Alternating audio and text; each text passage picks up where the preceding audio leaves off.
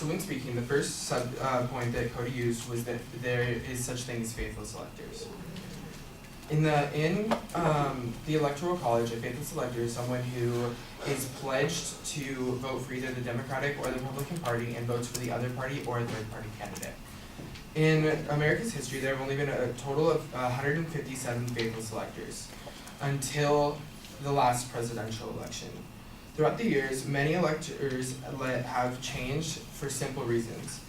71 electors changed because their the candidate that their state chose to support died before the Electoral College could convene, and they refused to vote for a deceased candidate.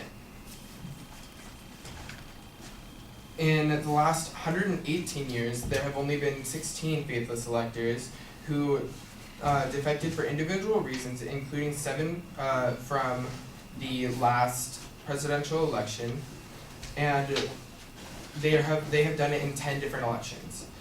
16 in 10 different elections is not enough to outweigh the majority, and it was never enough to influence a election.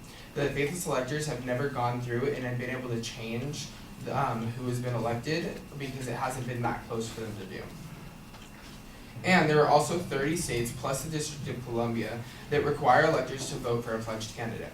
Most of the states, 21 plus the District of Columbia, nonetheless, do not provide for any penalty of mechanism, while others do have a penalty, and they also have a system that if the faithless elector votes and they don't vote for their candidate, they will be removed and a new elector will be sent in. The second subpoint is that it was for the small man. He said it is for the small man. That is correct, it is for the small man, but the small man meaning the minority.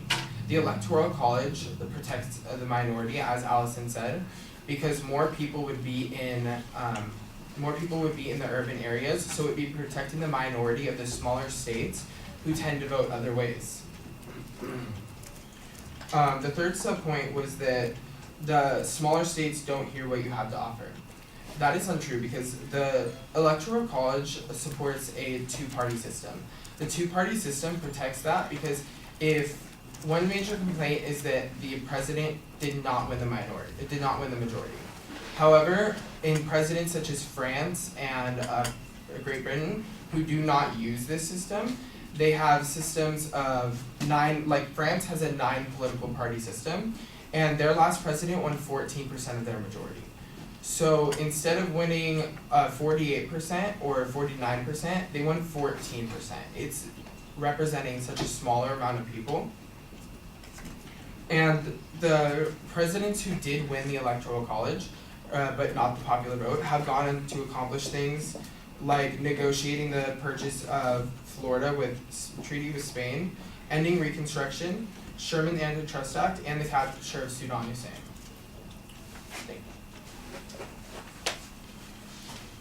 Can we use 1 minute? Yeah, it's your time.